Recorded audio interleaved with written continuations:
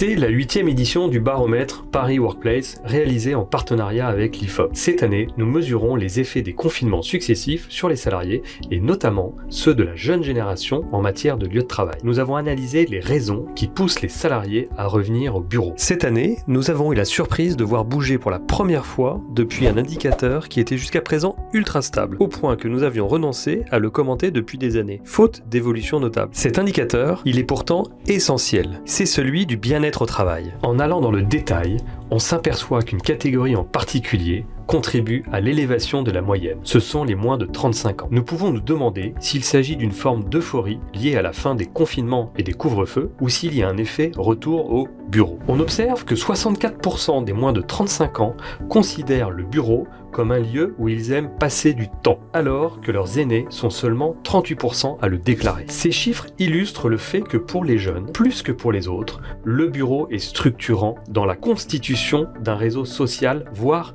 amical. Les relations sociales avec les collègues constituent la première raison pour se rendre au bureau. Les jeunes sont d'autant plus heureux de retrouver le bureau qu'ils ont souffert davantage que les autres d'un sentiment d'isolement pendant la crise sanitaire. 34% affirment qu'il leur arrive souvent de se sentir isolés. C'est plus 8 points depuis février 2020.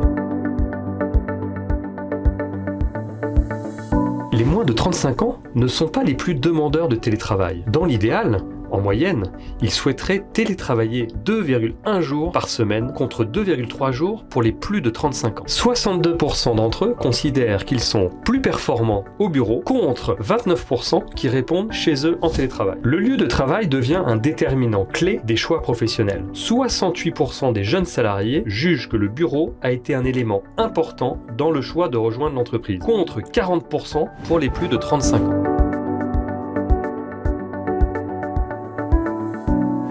Les liens entre les jeunes salariés et leur entreprise sortent renforcés de la crise sanitaire. Ils sont plus nombreux à se dire attachés à leur entreprise. 78% contre 69% avant les confinements. Ils sont également plus nombreux à juger que leur société possède une culture d'entreprise.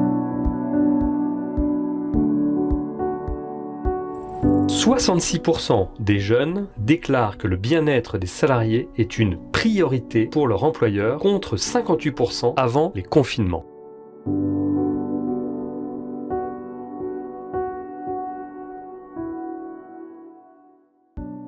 Il y a une tendance générale dans les entreprises à l'installation d'espaces extérieurs accélérée par la crise sanitaire. Le phénomène le plus marquant, c'est l'évolution des usages de ces espaces. 55% des moins de 35 ans utilisent les espaces extérieurs pour travailler, 56% pour organiser des réunions. Et ils ont bien raison, car on observe une corrélation importante entre le niveau de bien-être au travail et la fréquentation des espaces verts. Autre constat, la porosité entre vie professionnelle et vie personnelle, qui s'est encore accentuée pendant la crise sanitaire. Et cela va contribuer à générer une nouvelle géographie du travail, avec des bureaux qui devront être davantage en ville, dans des quartiers mixtes, mêlant des commerces, des services et des logements.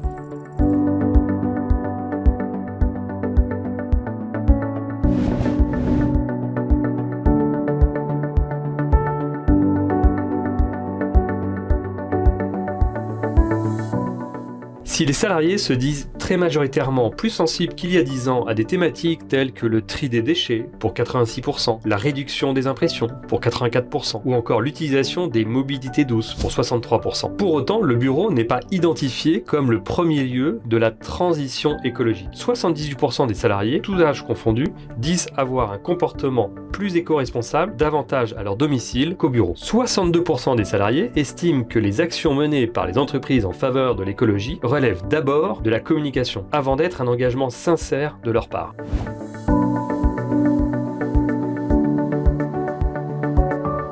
Mais ce qui distingue les jeunes salariés de leurs aînés, ce sont les efforts, voire les sacrifices qu'ils sont prêts à consentir. Par exemple, les jeunes sont à 74% favorables à un bonus-malus sur leur rémunération lié aux gestes éco-responsables versus 54% pour les plus de 50 ans. Ils sont également 52% à se dire prêts à accepter une baisse de rémunération de 5% pour travailler au sein d'une entreprise plus responsable. Les jeunes se disent donc prêts à faire des efforts individuels davantage que leurs aînés. Les plus de 35 ans, eux, sont davantage favorables à des mesures contraignantes pour les entreprises. Lorsque l'entreprise promeut fortement une politique environnementale, celle-ci produit ses effets. Les salariés travaillant dans des bureaux, soucieux de leur environnement, sont systématiquement plus heureux au travail. Par exemple, les salariés qui travaillent au sein d'une entreprise qui soutient des associations se donnent une note de bien-être de 7,1 sur 10 par rapport à 6,2 sur 10 pour ceux qui travaillent dans une entreprise qui ne soutient pas d'association. Retrouvez tous les résultats de cette 8e édition du Paris Workplace sur le site parisworkplace.fr. À très bientôt.